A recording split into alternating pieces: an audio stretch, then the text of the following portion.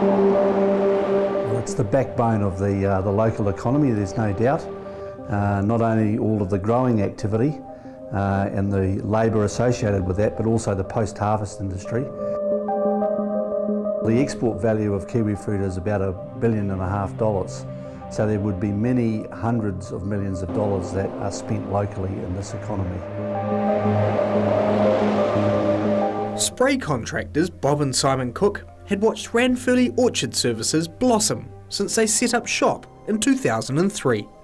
They invested heavily in new equipment during the golden days as the Hort 16A Gold kiwifruit returned record profits to the industry. But for now, the phone has stopped ringing as the PSA bacteria kills off their customers' vines and incomes, and a lot of their business along with it. Since Christmas time, things have really come to a halt.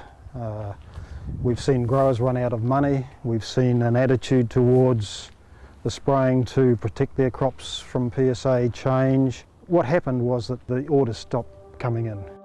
In the 19 months since PSA arrived, a third of the 1,000 hectares of gold kiwifruit which Ranfurly Orchard Services was spraying has gone. And the rest of Te Puke's Hort 16A gold crop is terminally ill.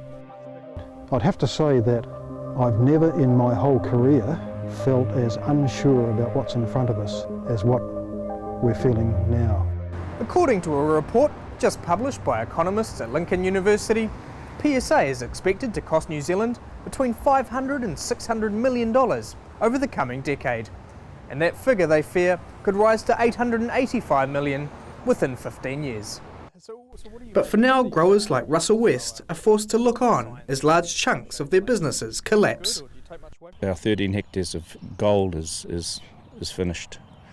Our green orchard, 5.6 hectares, has PSA, but it seems to be resisting it. This year looks like we can get through, pay our debt servicing commitments. Next year is the difficult one because we'll have so much crop off and we have to still pay all the workers to train the new vines and the new canopy with no income that year. So that's going to be a very tricky one.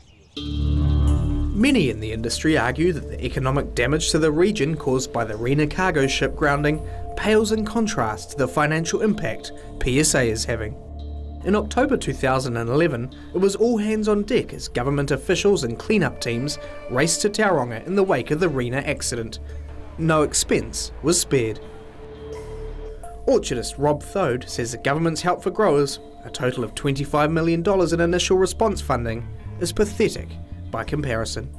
We're 18 months into an unbelievable disaster that's just seen orchard after orchard wiped out, and the government hasn't even had the decency to declare a disaster.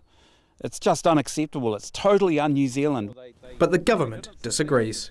I think it's been a really great example of the industry and the government working together on this one. We've both come to the party, 50-50. We are there to support the new varieties and to support the farmers through. When has New Zealand ever had a disaster and not declared it and not fronted up to it? I mean, we've got orchardists who have lost their whole crops, their income, their families are under huge stress, they have no idea how they're going to pay their mortgage or anything, and we've got this massive disaster and the government won't even front up and declare it.